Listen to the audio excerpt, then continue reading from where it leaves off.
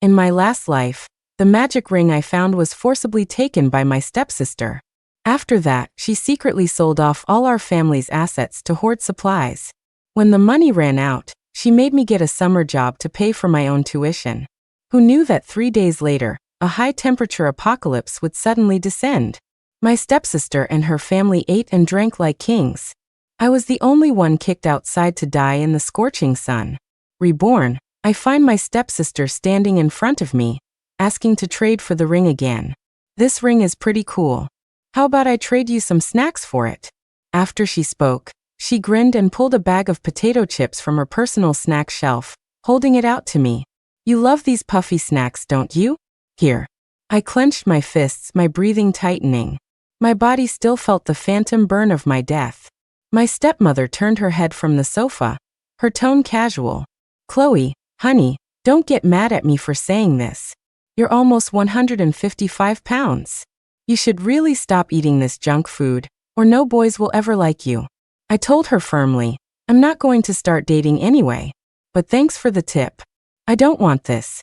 I swatted the chips out of Mia's hand and went straight back to my shabby little room on the balcony. Our family's 1,000 square foot, 2-bedroom apartment had no place for me. 5 years ago, my dad said my stepsister was younger, and I should let her have her way. So he gave my room to Mia and piled all my belongings in a corner of the balcony. Even then, my stepmother would always say, "Ugh, it's so inconvenient to hang the laundry. Shouldn't we find another spot for Chloe?" Back then, I would look at him with tears in my eyes. But he would avoid my gaze. It's fine. She's the older sister. She should give in to the younger one. The next day, my space on the balcony got even smaller because they needed more room to hang the whole family's laundry. Now my small bed is too cramped to sleep on properly. Every night, I have to curl up as tightly as I can. Holding back a flood of tears, I told myself, soon. The end of the world is in 3 days. This time, none of you will get to live comfortably. I locked the balcony door, raised my hand, and bit a small cut on my finger, dripping the blood onto the ring to claim it as my own. That's how it always works in novels. And it actually worked. The blood was completely absorbed by the jet black ring, which then vanished along with it. I suppressed the urge to scream and focused my thoughts on my pillow. I thought silently, in. The pillow suddenly disappeared from the bed. I thought again, out. The pillow reappeared right where I was looking. Getting my space back made my face flush with excitement. But when I saw I only had double digits in cash, my heart sank. As a college student home for the break, my savings were just a little bit left over from my allowance. My living expenses were $800 a month, and I had to be extremely frugal to save even a few dozen dollars. If my roommates happened to ask me to hang out, I wouldn't even be able to save that. That's when I got really curious. How did Mia manage to sell off all our family's assets in my past life? Chloe, haven't I always told you to let your sister have her way? A familiar yet distant voice sounded from outside the door. I fell silent. It's just a ring. If your sister wants it, just give it to her. I gripped the white-knuckled bedsheet, desperately wanting to ask, why? Mia isn't my real sister. Has Mia ever once treated me like a sister? In my past life, I would have screamed these questions in anguish. Not in this life. None of these people are worth my concern. Seeing that I wasn't responding, my dad let out a heavy sigh. The next day, Mia called me over for breakfast and spent the whole meal staring at my ring. I pretended not to notice and deliberately ignored her. Halfway through the meal, Mia got genuinely anxious. Sis, this ring looks a lot like one from an anime character I like. How about I give you $100 for it? I shook my head, focusing on my food. In 2 more days, the chance to eat a hot meal like this would be rare. Mia bit her lip and shot a look at her mom. Her stepmother began to lecture her. Mia, before we joined this new family, I told you to be obedient and sensible, and not to ask for your sister's things. The moment she said that, my dad's face fell. But she should ask herself, which of my things hasn't her daughter taken? First my room, then my dad, and finally, I became an orphan with a family. Chloe. Just as my dad started to speak, I gathered my bowl and chopsticks and stood up. I went to the kitchen to wash my own dishes. I was very self-aware about this. My stepmother didn't like doing dishes, especially after seeing me use them. She once said, "Sorry, Chloe, I have an allergy to other people's saliva. The moment I come into contact with it, I feel like throwing up." After washing the dishes, I deliberately avoided the ring while drying my hands. This ring was one I had colored black with a Sharpie. A fake. Returning to the living room, my dad stopped me, looking like he wanted to have a long talk. "Chloe, has something been bothering you lately?" I said, "No, I'm just tired. I want to go back to bed and rest." He smiled and pointed toward the balcony. "Your aunt is hanging laundry. Wait until she's done before you go in. Talk with your dad for a little while." He then deliberately shifted his position, patting the spot next to him for me to sit down. The last time he did this was 5 years ago, when he brought up switching rooms. I was so happy then. I thought my dad was going to show Mia that he loved me more. My happiness in that moment was matched only by my heartbreak the next. Now he was doing it again. Despite the 102-degree temperature, I shivered and stood my ground. "Is there something you need?" "Ma that's sight." Chloe, as the saying goes, a harmonious family prospers. When you and your sister fight, it upsets everyone in the house.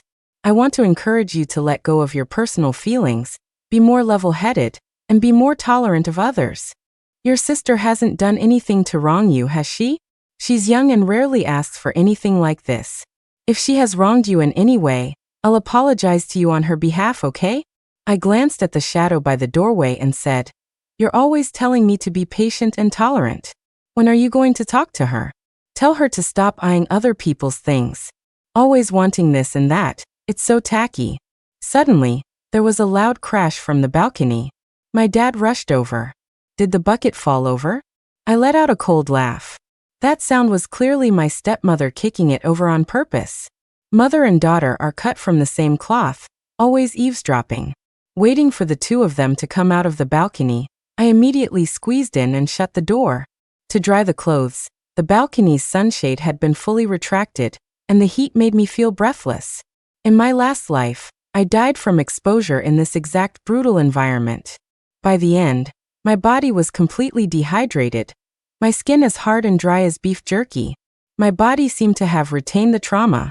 Whenever it gets hot, my heart panics, pounding wildly in my chest. "Water, I need to drink water." I hurried to open the door, pushing past Mia, who was pretending to walk by, and rushed to the kitchen to chug 3 big bowls of water. I only stopped when my stomach felt uneasy and I wanted to vomit. Looking at the bowl in my hand, my nerves tensed. I have to hoard supplies and rent a small place with air conditioning. After calming myself down, I grabbed the tablet I had bought with money from a summer job. I planned to sell it for some cash to stock up on instant noodles and water. The moment Mia saw me leaving, she ran over. "Sis, are you going out for a big meal? Can I come?" "No," I refused coldly. "Huh. I can buy you bubble tea. I'm on a diet. I don't drink that." "Well." I stood up abruptly, staring into her eyes. "Mia, can't you understand plain English? I've already rejected you multiple times."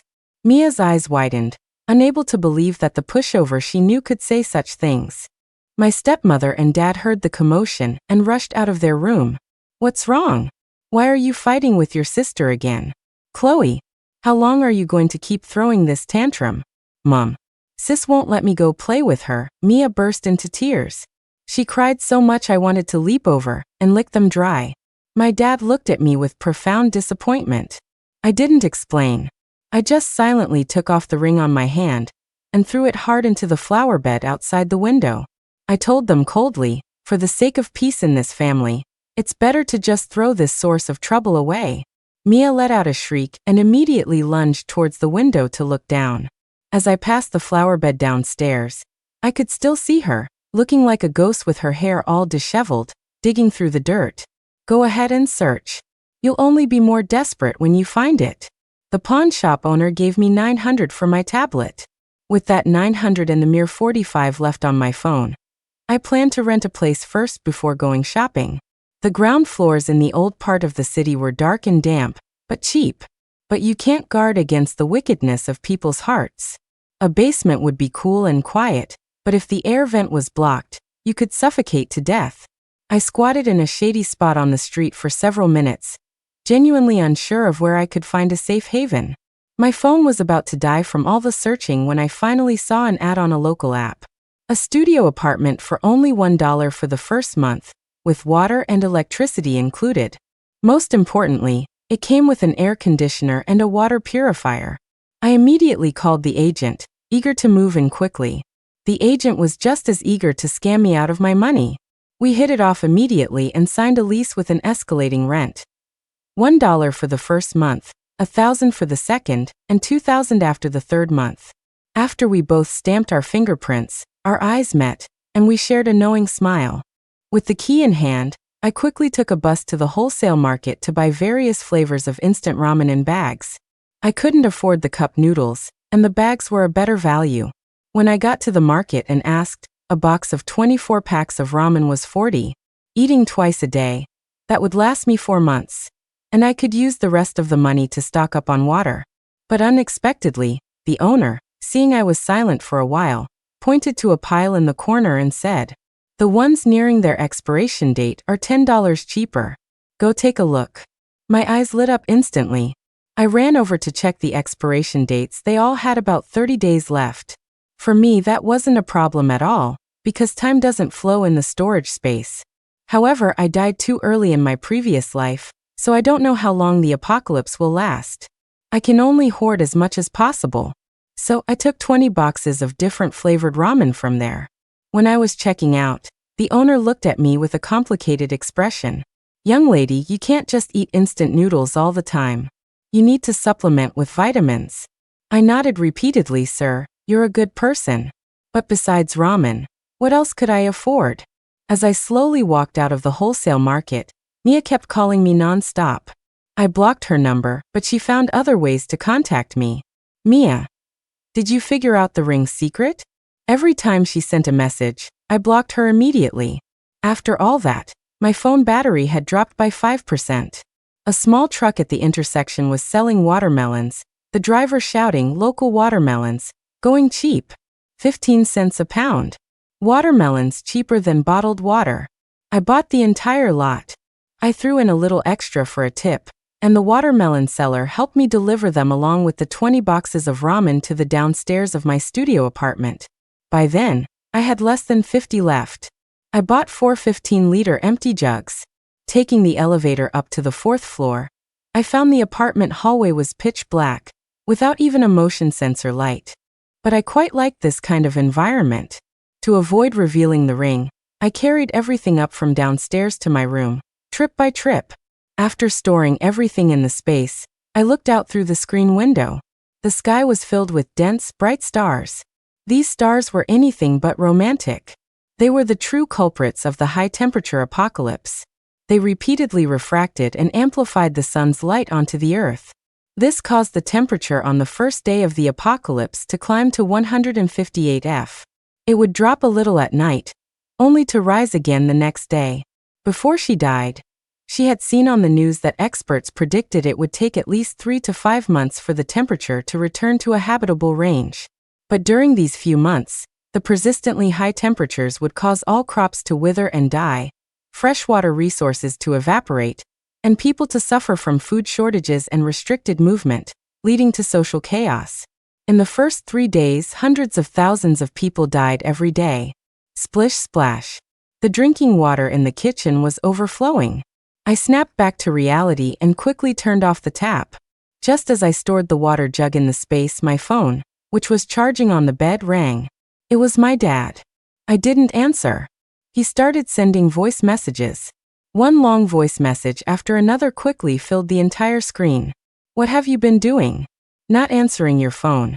It's so late. Why aren't you back yet? Your sister and I are so worried we can't sleep.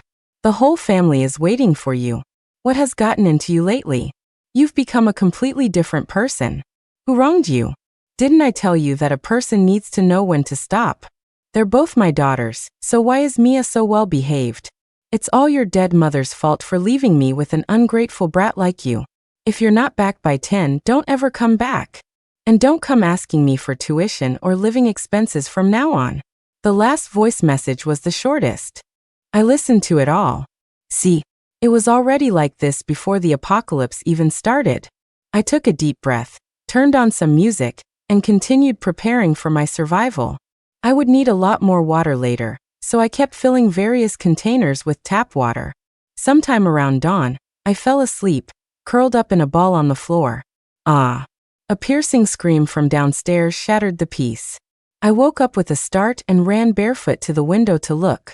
It turned out to be a homeless man who often scavenged for trash nearby. He was dead. I couldn't see the details clearly. I only saw the woman who found the body. So frightened she couldn't stand, and was being held up by 2 people. A crowd had gathered, pointing and murmuring. I counted about a dozen people. Not a large number, probably because the area was mostly filled with low-occupancy rental apartments. 10 minutes later, the police car arrived. The sun came out, and the stars faded. The temperature began to climb at a rate of 18 degrees per hour. By 10 o'clock, the temperature was already 140 F. The lush green leaves were wilting under the sun, looking like they just needed a sprinkle of cumin to be ready to eat. The streets were almost empty of people. With nothing else to do, I scrolled through the news online. Reports said this was the hottest year in history, urging everyone to take precautions. But in some factories without air conditioning, 200,000 people across the country had already suffered from heatstroke and collapsed. At noon, the temperature climbed again to 151 F. The air outside was already distorting under the heat waves, and the indoor air conditioning could no longer cool effectively. The trending topics on all platforms became high-temperature XXX. On short video apps, someone risked their life to live stream frying an egg on a scorching iron plate. In less than 10 seconds, the egg was cooked. And cooked along with the egg was the vlogger, who had collapsed to the ground. The asphalt on the roadside had melted, and his feet were stuck. He couldn't move. After struggling for 5 or 6 minutes, he finally fell and died despite rescue efforts. The high-definition live streaming equipment recorded the entire scene without censorship. Netizens edited and madly shared the clip, and the first wave of panic began to spread. I immediately swiped away when I saw the follow-up, my mind a complete blank. In my last life, I died just like that. Sadly, there wasn't even anyone to collect my body. The streets were littered with people just like me. While I still had internet, I casually scrolled through my social media feed and saw a post from Mia. In the short video, my dad was stepping on my bed, climbing along the outside of the balcony to fix the master bedroom's air conditioner. I looked at the large, gray footprints on my bed, then at the caption. Just because Mom said, "It's so hot," Dad braved the high temperature to add more Freon. I'm so envious of a love like this. My hand slipped, and I liked the post. She must have seen it because she immediately posted another one. In the picture, she was holding the red property deed book and a savings passbook in one hand. Caption: Now I don't have to be envious of Mom, because I have the best dad in the world. Love away. Let's see how long your love lasts. On the first official day of the apocalypse, the harsh high-temperature environment put everyone on high alert. They began to frantically hoard water and food. The prices of groceries and drinking water in the market skyrocketed, with 3 major price hikes in a row, and still, supply couldn't meet demand. But at this point, people hadn't yet thought of selling their houses to hoard supplies. I couldn't help but think back to my past life.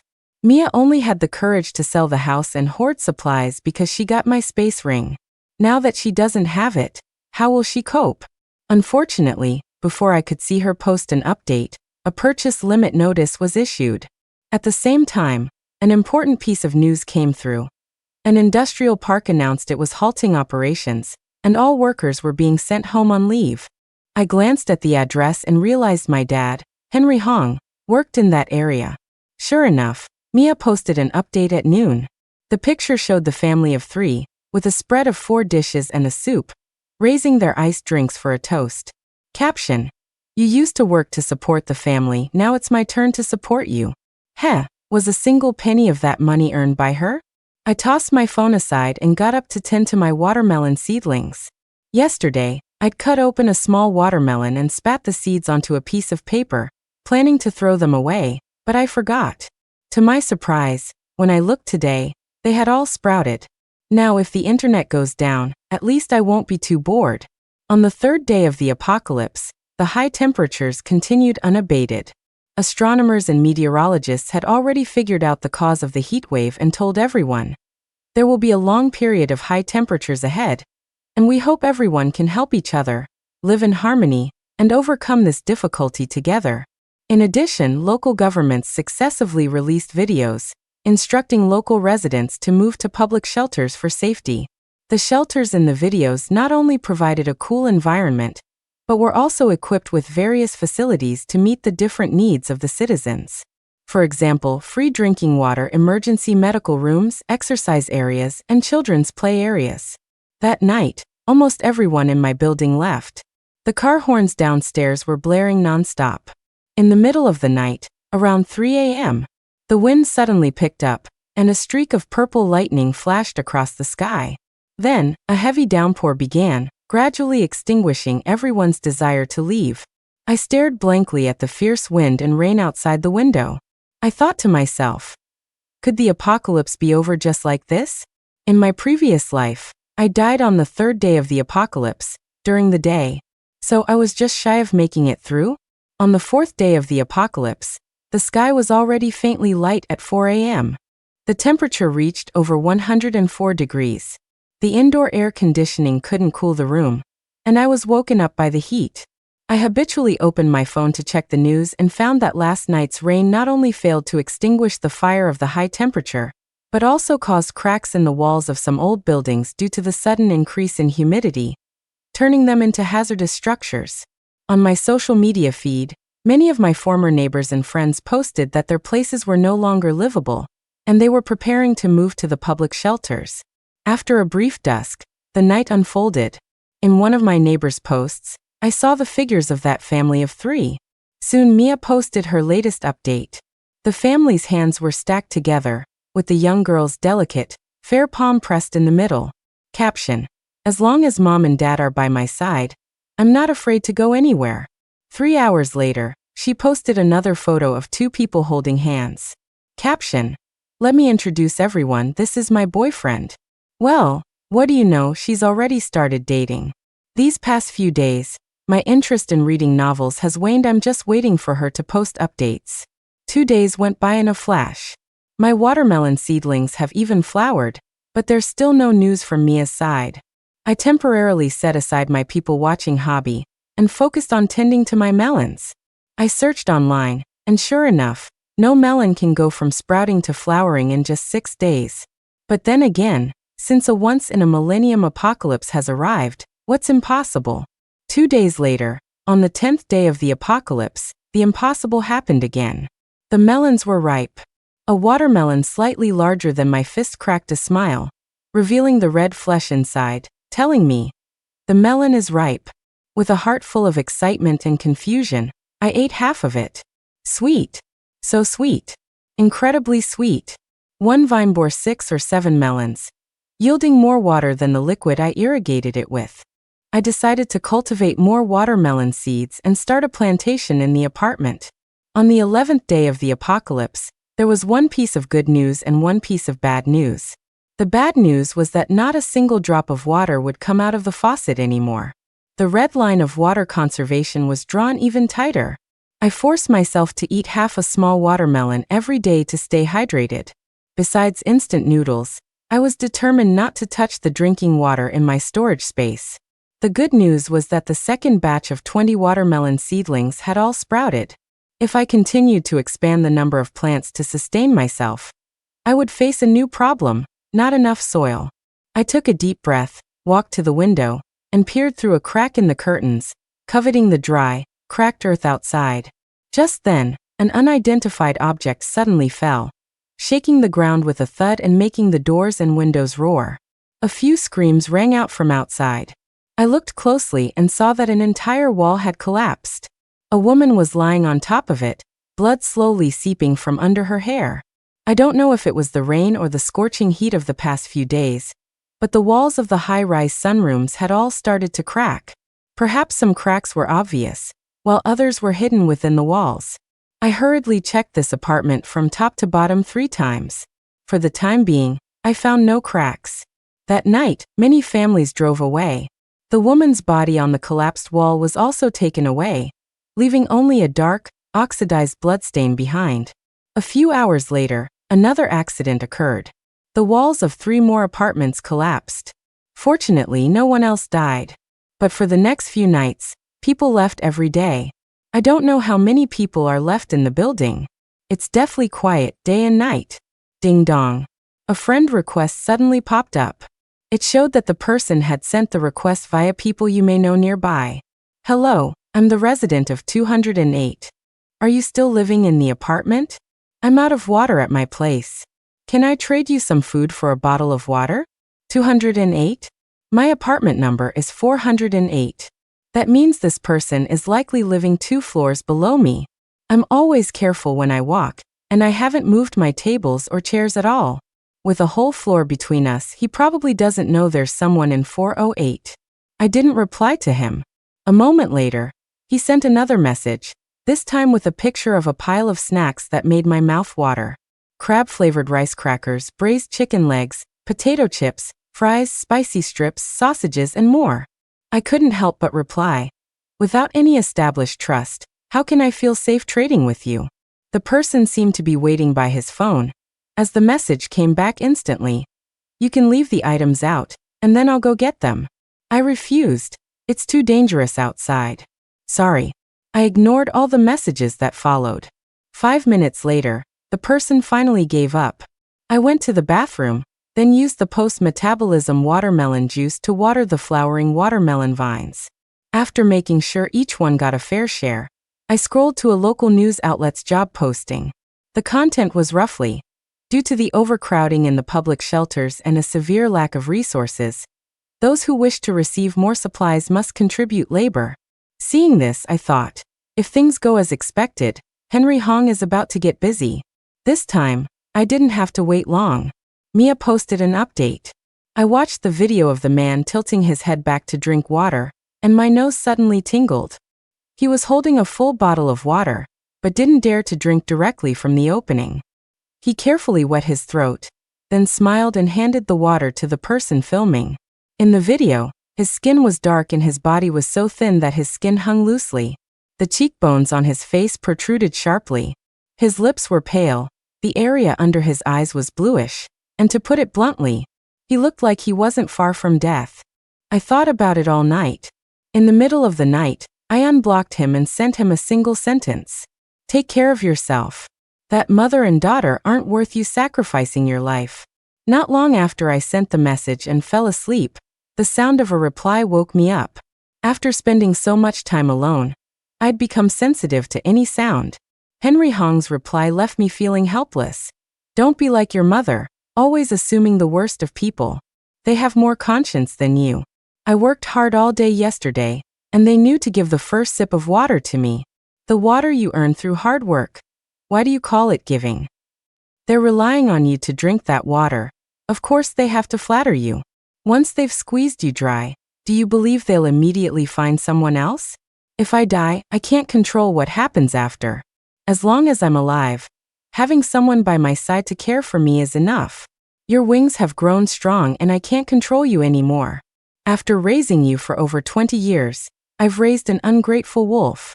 I truly regret not listening to my family and sending you away. My vision suddenly blurred.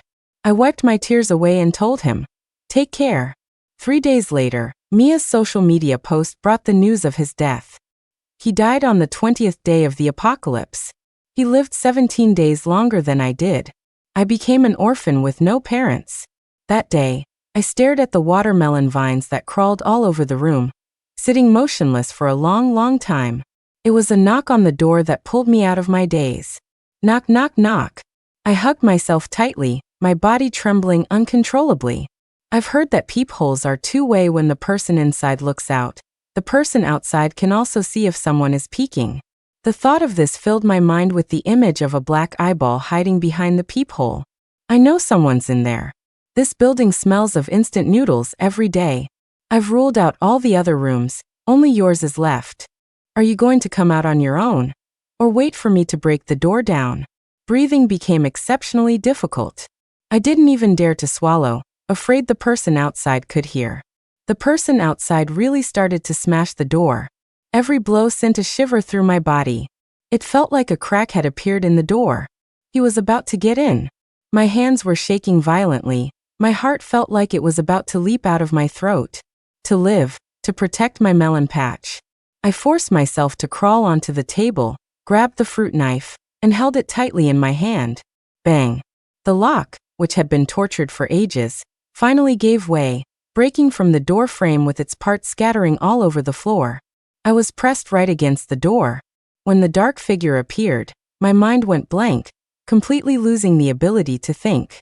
I could only let my body hysterically repeat the motion of swinging the knife. Once, twice, 3 times. I don't know how many times I stabbed. The dark figure cursed, kicked me to the ground, and raised a machete high, about to bring it down. I closed my eyes. In my mind, I subconsciously started calculating how many more days I had lived in this life compared to the last. Was being reborn worth it? Ah. At some point, a taller, dark figure suddenly rushed in from outside, knocking away the person who was about to kill me. He then snatched the knife and killed the attacker. It all happened too fast, too suddenly. The second dark figure slowly squatted down, picked up an arm, cut it open, and began to suck the blood with a TSK sound. He eats people. I wanted to run, but my body was like it was under sleep paralysis, my mind crystal clear, but unable to move an inch. I watched helplessly as the man drank his fill of blood, and then looked up towards me. He stood up again, reached out and patted my face. Seeming to sense something was wrong, he pressed directly on my chest. What the hell, it's a girl. With a click, the room's light turned on, and my eyes, stung by the sudden brightness, couldn't open. I turned my head and came face to face with the dead man who had broken in. He died with his eyes wide open, still looking a bit stunned. I instantly felt a heavy stone pressing on my chest, making it hard to breathe. My ear, pressed against the floor, clearly transmitted the sound of forceful footsteps to my brain. They were getting closer. Suddenly, my shoulder was patted. Where are you hurt? Can you get up? My body seemed to be able to move again. You're that timid resident who ignored me, right? You've got some skills, growing so many watermelons. That's great. After speaking, he walked into my field of vision, easily grabbed the corpse on the floor, and dragged it to the door. Before leaving, he didn't forget to tell me, "You clean up the floor. I'll be back later to eat watermelon." After he left, I immediately stood up and frantically started cleaning the bloodstains on the floor. The thick, metallic smell was nauseating. Before I could finish cleaning, the man returned. He casually strolled through my melon patch, picking out watermelons. After walking around for a few laps, he finally found 2 relatively large ones. He broke them open with his hands, and then buried his head in them, devouring them. Like a madman. Later, he told me his name was Leo, and that he only drank blood because he was extremely thirsty, not because he was a pervert. On the 39th day of the apocalypse, the 4 public shelters in the city simultaneously announced that their resources were depleted, and their management was disbanded. As the 670,000 residents inside all faced a water shortage, my watermelons welcomed their 4th harvest. Leo said that the high-temperature apocalypse would end in a few months, and it was time to plan for the future. We could use this batch of watermelons to earn fame and fortune. You'll be in charge of growing, I'll be in charge of sales. I silently nodded. I had no choice. I couldn't beat him in a fight. Leo had a car. After I helped him load the watermelons into it, he closed the trunk and suddenly patted my head. Just you wait, our salvation melons are about to save the world. I woodenly dodged his hand and told him, my hair is dirty, I haven't washed it in 40 days. Leo burst out laughing. Then why don't you just shave your head like me? I hesitated for a moment, then agreed. He, on the other hand, was taken aback, then sighed, I have clippers at my place. I'll shave it for you when I get back.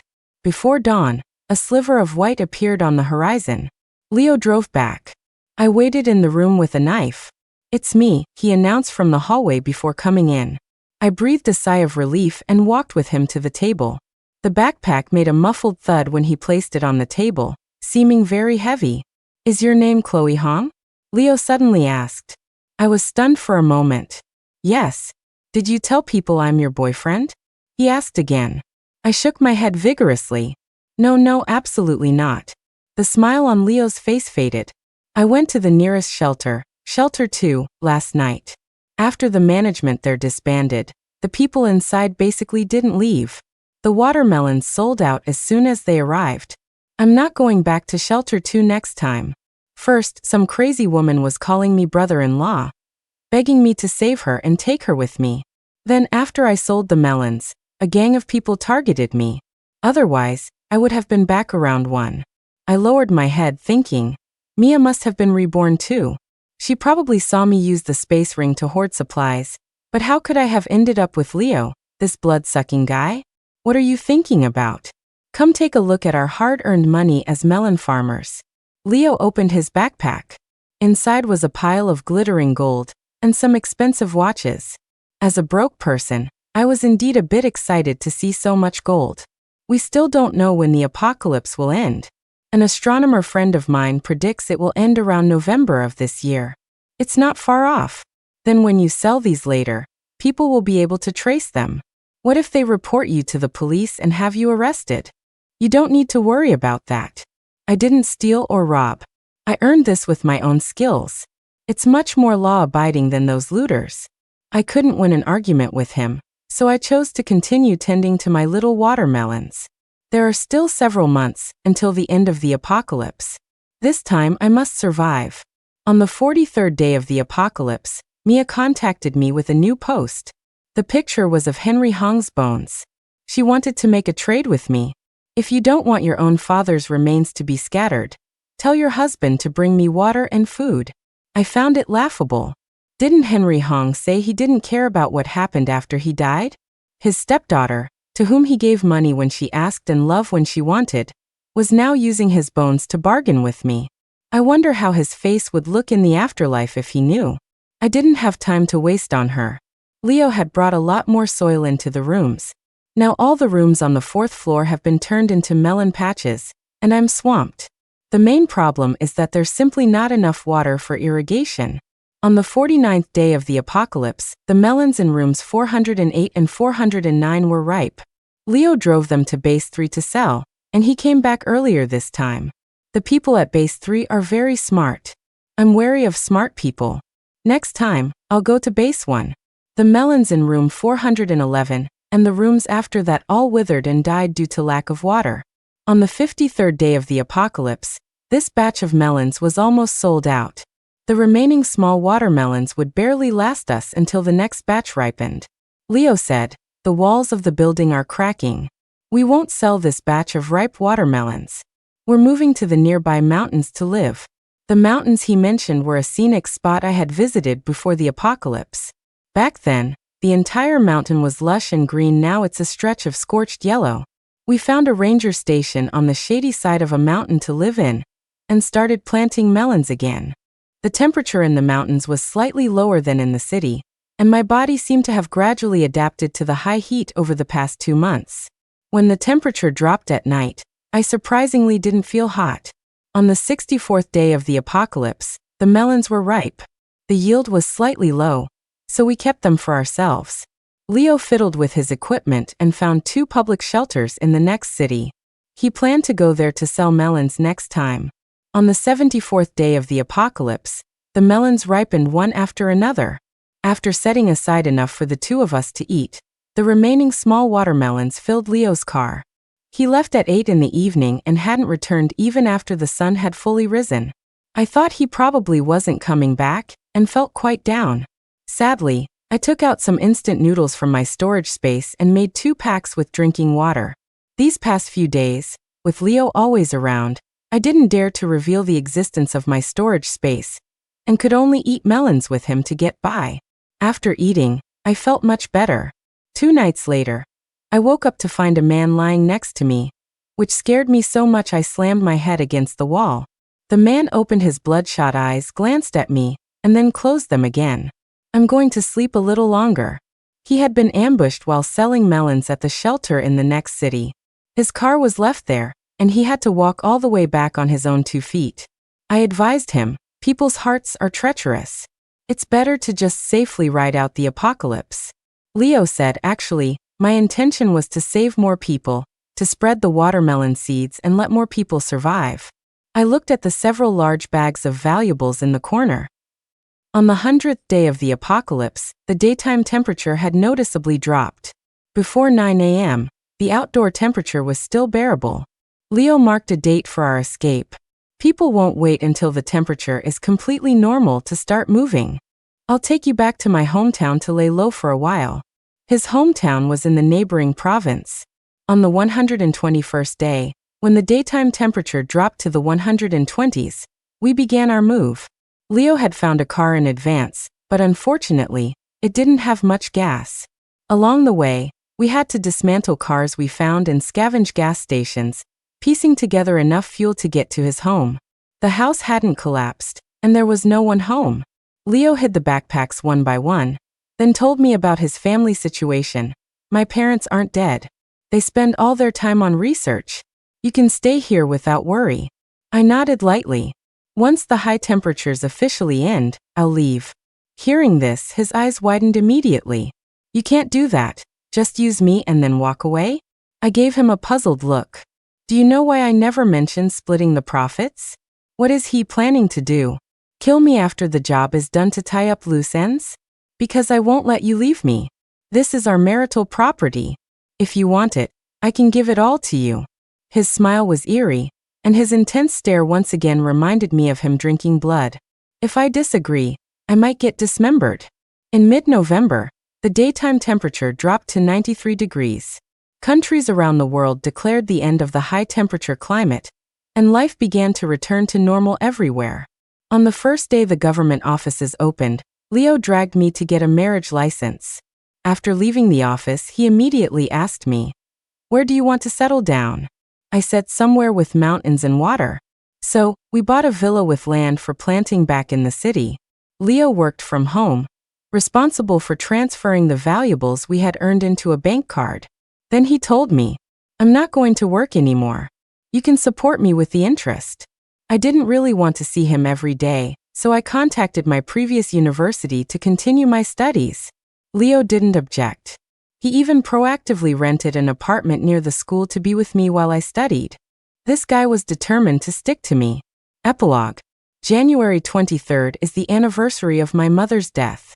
When I went home to pay my respects at her grave, I also stopped by Henry Hong's old neighborhood to take a look. Half of the hazardous buildings had collapsed, but people were still living there. I asked someone about Mia and her mother. The person pointed to a lump in the barren flower bed. "See? That's the madwoman. Her dad died, and her mom left with another man. With nowhere else to go, she followed the rest of us back to the neighborhood. When she's awake, she digs holes in the flower bed. When she's tired, she sleeps in the holes. I had just passed by there, and I didn't even recognize her." The end.